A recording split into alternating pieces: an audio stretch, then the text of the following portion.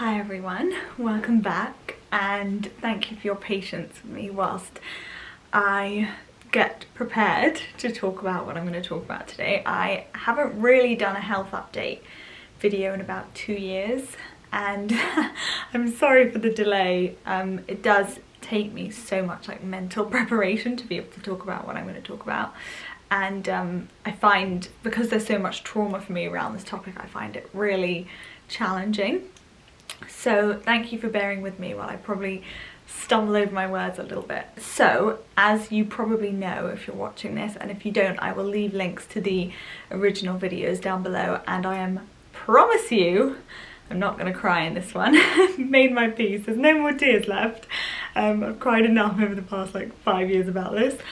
That I have SIBO, which is a small intestine bacterial overgrowth, and it's part of the IBS family. It took a really long time to diagnose. I think it took maybe a year and a half, and SIBO is so much more common now that I know it might be a bit easier to diagnose. SIBO, for those of you that aren't aware, can impact every aspect of your life. It impacts obviously your health, your sleep, your mental health, your gut health, your day-to-day life, really, in terms of anything to do with being social, anything to do with your productivity levels.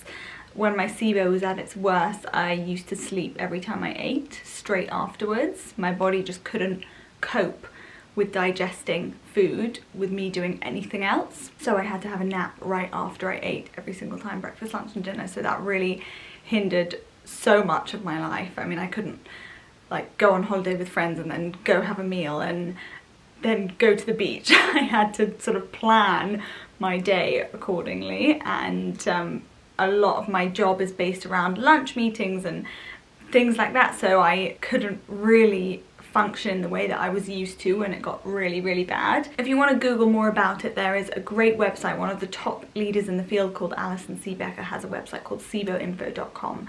So if you are struggling or you have just found out you have SIBO, go and check out that website. It's a great place to start, and she has loads of handouts for different scenarios as well, and depending on what type of SIBO you have. Whew! Okay, just even talking about what it used to be like is really challenging. I'm going to first start with my SIBO journey. I was doing a lot of testing.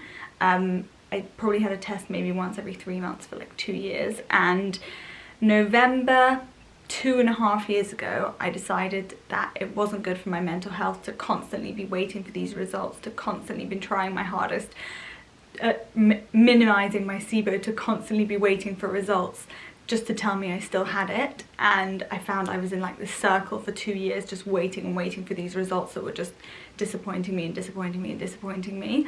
And I felt like there was not much more I could do in terms of my day-to-day life to try and minimize SIBO. So I felt like I was trying my hardest for this test and all I was doing was failing. So I made a really strong decision to not test myself again, and I haven't tested myself since then. I know I still have it, and I do think in some cases SIBO can go.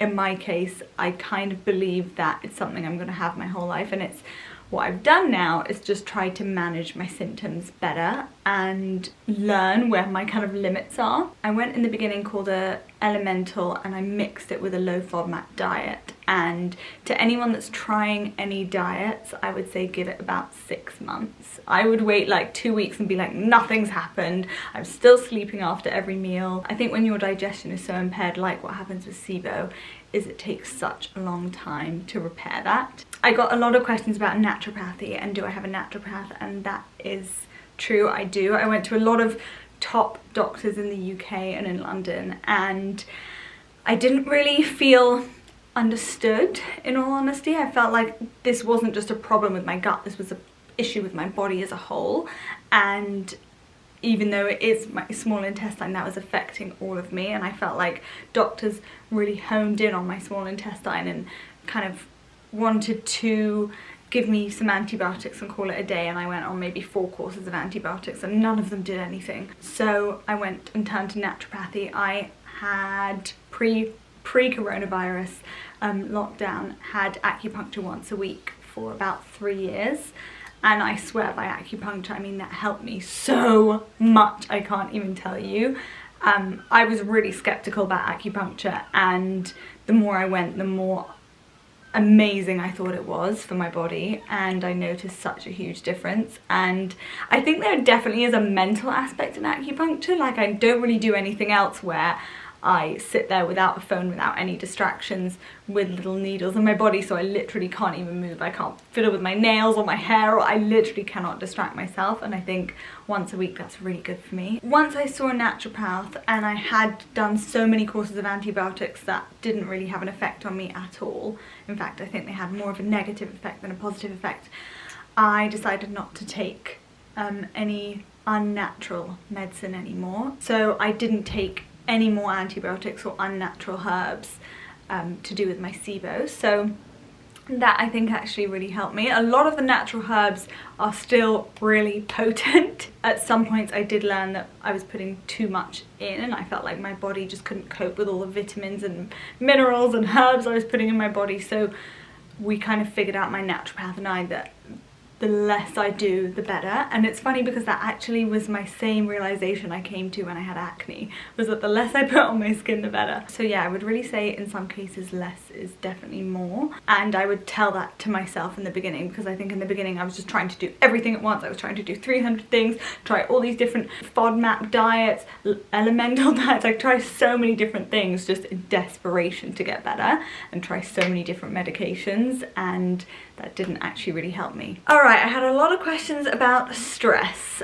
and I really, from the bottom of my heart believe SIBO is a stress related issue for me. I know a lot of girls that have reached out to me since my health videos have said something similar, and it's kind of that thing that you realize it and then you're like, well, what am I supposed to do? Like, work is stressful, life can be stressful, you can't just totally eliminate stress from your life. And I really have tried over the past 2 years to try and manage my stress better. It is so challenging because I'm a type A personality, so something stressful comes up in my day or at work and I'm like, like I'm not calm at all. I'm trying to sort everything out and put out all the fires, and it does not help, and I do see a difference in my body when I'm stressed. I think one thing that I learned this year was to eliminate stress from meals. I always have had meetings over meals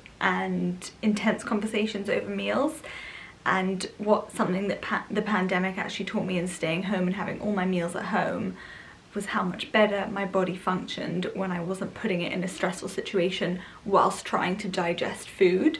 I can think of so many off the top of my head meetings that have got really heated, and they're breakfast meetings or lunch meetings. It's probably not good for my body to be in a stressful situation whilst trying to digest. My digestion is already severely impaired, and here I am getting my body trying to do too many things at once. I do really want to talk about Viva Mea, and I went there right before lockdown, and I was supposed to go for a week and it got cut short. It was 3 days, and it was probably one of the most eye-opening 3 days of my life in terms of my SIBO and my health and my well-being. I am absolutely desperate to go back, and as soon as I can, I will. Viva Mea is a lifestyle clinic, I would say. It's called the Mea Cure, where you can go for whatever body ailments are available. And I went really for my SIBO, for my digestion, and they look at your body as a whole. I wasn't there long enough to get my test results back, so they did test me in the beginning and then I left a couple days later.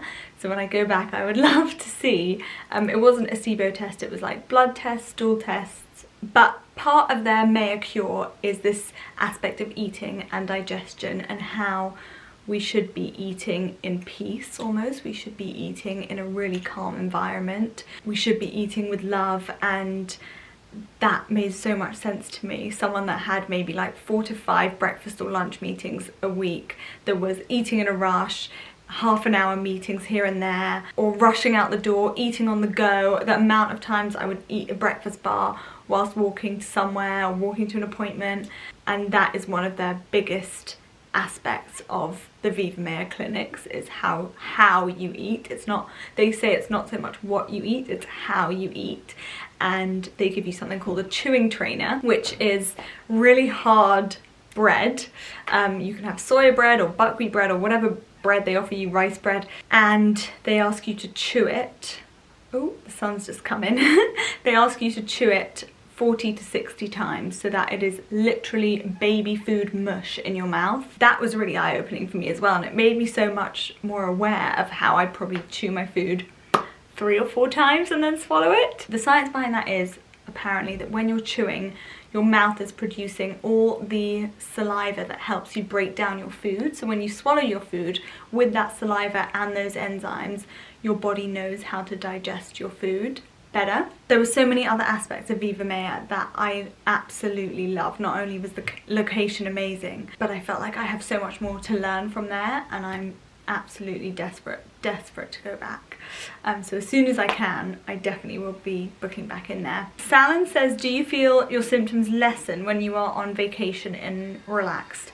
I definitely do. Last summer I was away for 2 weeks. I was away with my family, and I probably ate the most amount of gluten, sugar and dairy, which are the 3 worst things when you have SIBO, that I ever have since I found out I had SIBO. And my body reacted, but not to the state that it would have if I was in a different scenario. That's why I think it is so stress related. When you're relaxed, when you're calm, when you're eating in a slow way, when you're enjoying your food, not just eating in a rush on the go, it really makes a difference. Speaking of what I eat, I had a lot of people ask me this, and a lot of people ask me if I'm gluten-free. I know I post quite a bit about being gluten-free.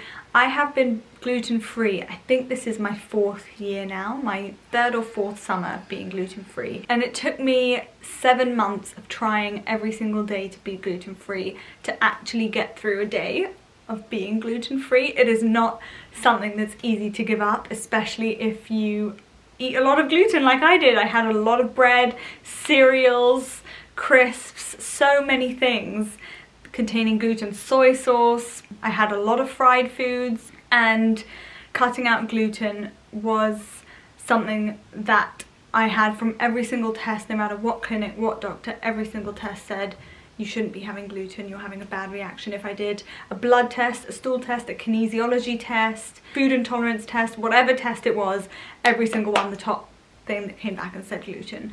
I do have it on the slight occasion. But when I say slight occasion, I probably mean once every 6 months.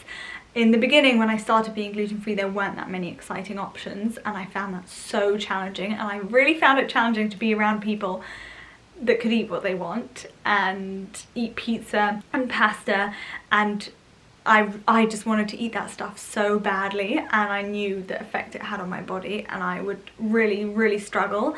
And I think now, a few years later, even in a few years, people have become so aware of gluten intolerances. Before, you used to get someone look at you with 10 heads. It's not like that really anymore. I mean, even in Italy, I was just in Lake Como, and I had gluten-free pasta. Normally in Italy they'd be like, what? I remember going to France being like, do you have gluten-free pasta? And they literally were like, what's that?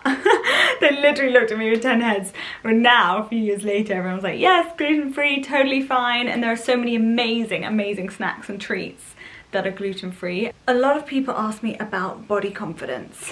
Being bloated all the time and honestly looking about 4 to 6 months pregnant is not easy. You don't feel good about your body, and it wasn't just that I didn't feel good about my stomach, it made me feel really heavy, and it made me feel like I couldn't wear what I wanted to wear, and it really impacted my body confidence to the point where I never wore bikinis because I felt like swimsuits could hug me and suck my stomach in more and help me with my bloating and not show my bloating, whereas bikinis really showed my bloating so much and highlighted that. So this year in March time, I think it was the first time I bought a bikini in years. I actually wore it. I actually wore it. More importantly, in Lake Como, you can go and see on my Instagram, I actually wore a bikini, which is crazy for me because I haven't done that in 4 years. I went to Mykonos last year, and all my friends were like, put on a bikini. And I was like, I can't do it, I can't do it. The risk of eating something, getting bloated, and then looking down and seeing my stomach the way I'm so used to seeing it. I don't like seeing it, and my house is full of mirrors. So that does not help. I think also me seeing my stomach so bloated a lot of the time kind of brings up a lot of trauma for me. It brings up a lot of struggles, a lot of sadness. So it's not just me seeing myself with a slightly bloated stomach, it's all those emotions come running back to me. On this aspect, I would say the number one thing I learned and where I got my dresses obsession from was to dress my body better for bloating. And if I can give you one tip, let me go to my cupboard. If I can give you one tip, it would be to get yourself a dress like this. Hold on, I'm getting up. Okay, a lot of brands do dresses like these, and these were the kind of dresses that I found helped me the most during SIBO. Misa Los Angeles is a brand that have really great dresses, but so many brands have them now. I mean, ASOS, Love Shack Fancy, so many. This one's particularly Love Shack Fancy, but what you want is something baggy on top, flowy in the bottom with a waistband, and you want the waistband to sit kind of under your boobs and then push out a little bit on the bits below. I have a whole highlight on my Instagram called dresses. If you go there, I talk through all my dresses, and I specifically talk through great dresses for bloating and how to dress for bloating. So that would be something that I think really helped me. The majority of dresses in my cupboard are that style because I'm so used to dressing almost to hide a bump. My friends and I always joke that if I was pregnant I would hide it so well because I'm so used to hiding a little bump. Sarah said, what has helped you the most with your IBS? And I would say two things. A hot water bottle on the stomach works wonders. If you can get castor oil and put a castor oil on a flannel and then put the hot water bottle on top of that. So it's stomach, castor oil, flannel, hot water bottle.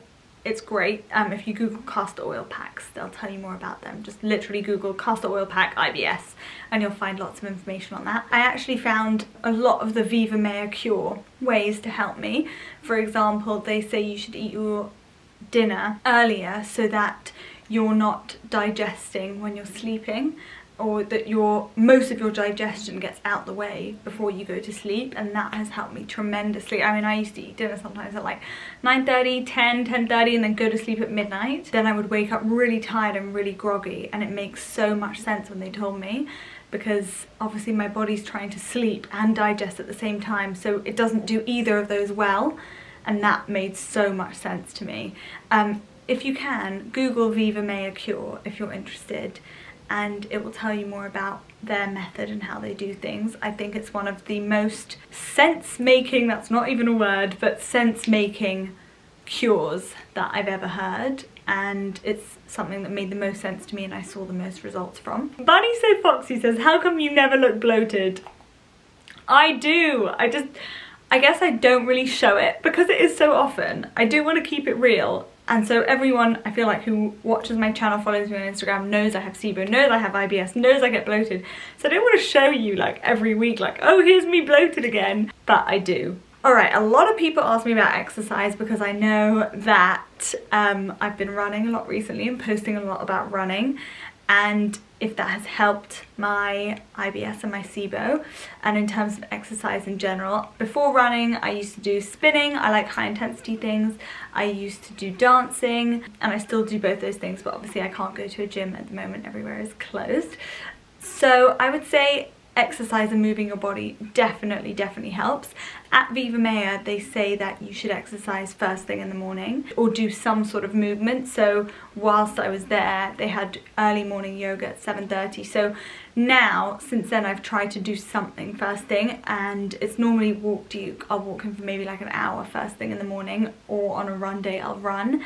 And I definitely think, I don't think it's so much exercise helps with bloating, I think it's moving your body. I feel like that really helps, not just you mentally, and give you some sort of space outdoors, some sort of mental space without the phone, without work, but also physically as well. And I think it's also about finding the right exercise for you. I am not a slow exercise person. I do yoga sometimes on the occasional, like once a month basis, Pilates, things like that, but I love high intensity, and I always have. I love running, dancing, spinning, like anything with a lot of go and a lot of music and power. That is my favourite type of exercise. Ruilla says, how do you manage the symptoms? And I would say I have to be pretty on myself, if that makes sense. I have to be really on it trying to manage symptoms. I have to make sure I'm looking at my diary and I'm not eating out 5 nights a week at 9 PM, and I'm not having too many situations where I would be in a stressful situation around a mealtime, or if I am being challenged at work or being challenged in my family life, that I am avoiding foods that I know will flare up my SIBO, because already from those challenging times my SIBO will go up, that SIBO bell will go up, and I don't want to push that up even higher by eating foods that my body struggles to digest. So if you have any more questions for me, feel free to pop me a DM. I love DMs, and I love voice notes because we can voice note on there. If you don't want to leave the comments down below, I'll reply to comments down below, but if you want them to be more anonymous, you can DM me. And I hope this was helpful for you, and thank you for letting me share this journey with you, and thank you for being patient with me while I get my thoughts on my words out. Please remember to subscribe. I will be uploading a vlog next Sunday, and I will see you then. Mwah. Bye guys.